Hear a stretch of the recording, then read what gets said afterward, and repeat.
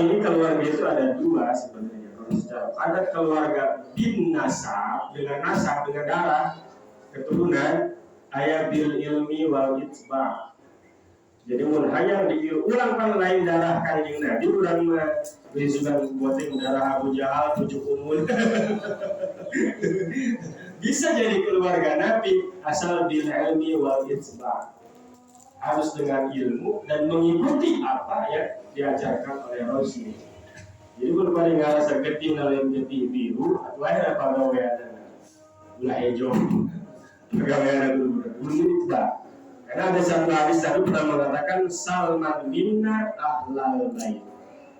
Ada sahabat tadi namanya Salman al-Farisi.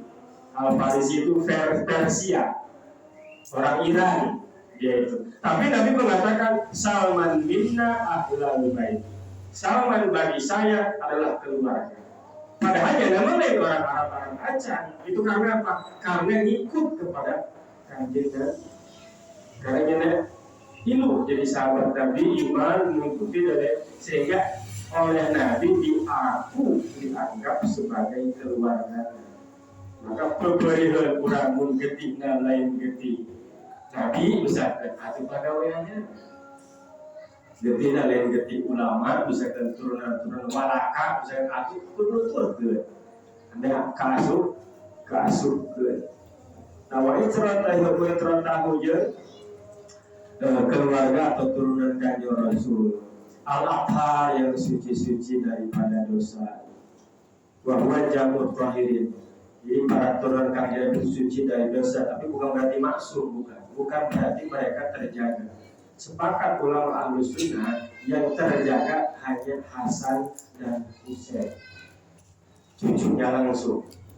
Adapun kajian namanya jelema biasa, mungkin salah mungkin.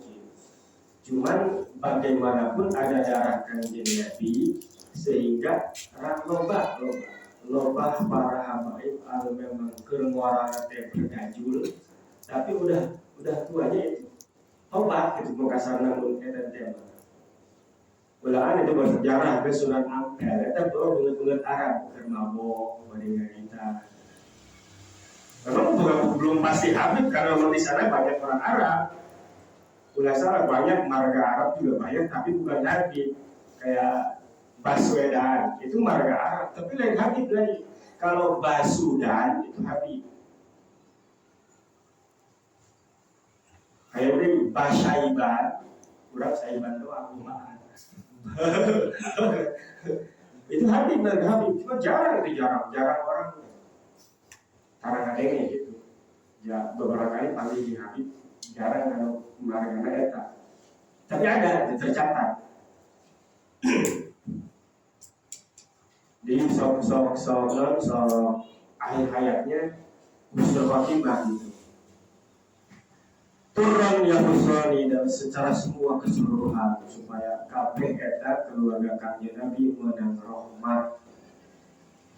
Mana maksudnya as'alullah ta'ala, saya bermohon kepada Allah ta'ala bahwa untuk mengkhususkan keluar salawat dan salam itu untuk keluarga Nabi yang suci-suci semuanya. Duna gairuhum biha jami'ahu duna gairihim biha. Artinya yang tidak suci tidak termasuk itu juga. Wa sahabahu jeung pirang-pirang sahabat Nabi. Sahabat itu al-mujtami'una bin nabiyyi ba'da bi'atihi fa mu'mini nabi. Orang yang hidup pada zaman Nabi setelah Nabi diutus ya. Nabi diutus umur 40 tahun. Jadi setelah Nabi diutus dia masih hidup tuh.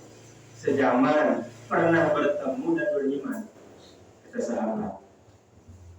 Maka macam Waraqah bin Naufal atau macam maaf ini adalah banyak siapa namanya mamang nada kakeknya Abu Thalib ya Abdul Muthalib gitu. Itu kan hidup pada zaman Nabi tapi tidak menemui ketika Nabi diutus kan diskontilah Nabi umur 8 tahun Abdul Muthalib meninggal dunia maka tidak tergolong sahabat. Jadi meskipun hidup bareng dengan Nabi, tapi sudah meninggal sebelum Nabi diutus umur 40 tahun ya, berarti bukan sahabat. Meskipun dia orang soleh. Wal al-abror, sahabat-sahabat Nabi yang baik-baik, yang punya banyak kebaikan. Masyarakat fardhuhum, orang yang jelas sekali keutamaannya di antara semua alam semesta. Hatur kumaha teu eleh ya yang saya zaman jeung kanjeng Nabi. Jadi mah katetesan pernah melihatnya saja itu sudah sangat beruntung. Kerimpi nah geus beruntung atau kamu nempo bener mah. Iya selalu sakoena gitu atau menyatu hebat gitu. Dan sebutan Malaysia atau lebih jelas keutamaan mereka dibanding sekalian alam semesta. Karena apa? Karena pernah bersama-sama dengan Rasul. Sebenarnya ada hadis kan, siapa yang bersama-sama dengan saya nanti di surga dengan saya. Menyatakan nama kita.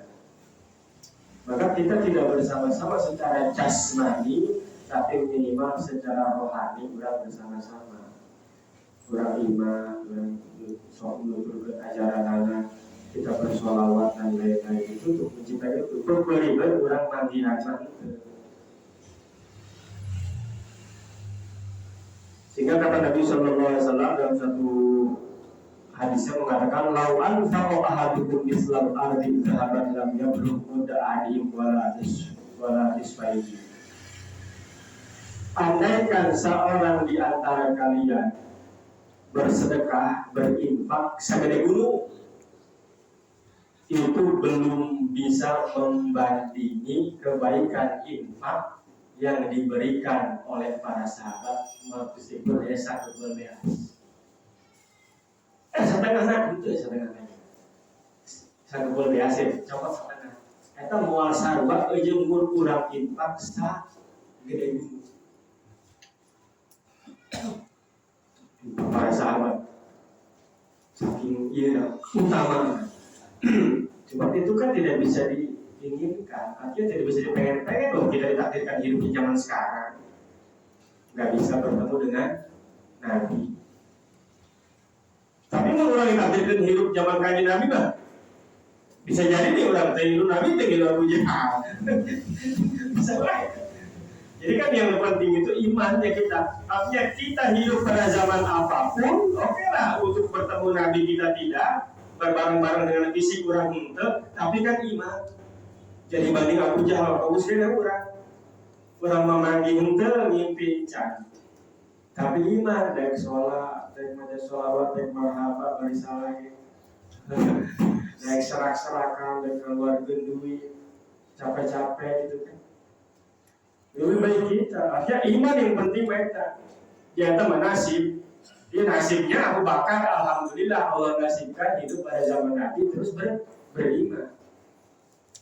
Tapi naudzubillah Abu Jahal hidup zaman Nabi tapi kafir. Maka nilai utamanya ada di keimanan. Toh yang hidup pada zaman Nabi pun kalau tidak iman atau malah gede dosa. Sakit itu kapan gitu? Itu moderasi bagiannya begitu. Yang jelas para sahabat itu punya keutamaan dari hati itu. Maka khairul qurun qarni. Kurun yang terbaik adalah kurun saya, para sahabat artinya. Jadi orang itu makanya orang itu makin kesana makin jelek secara kurun yang zaman. Kalau pribadi-pribadinya mah ya masing-masing kan. Tapi secara umum zaman itu makin jelek. Ya wajar, itu kiamat. Aku makin bagus, mau kiamat. Pada kiamat yang makin jorek kan. Nanti katanya dia pas mau dekat banget sama kiamat. Orang yang paling soleh itu orang yang ngomong begini. Dia lagi naik motor, ada yang jinak di depan. Kok sayang? Udah didinya tuh aja lewat. Tak jalan bang hari-hari.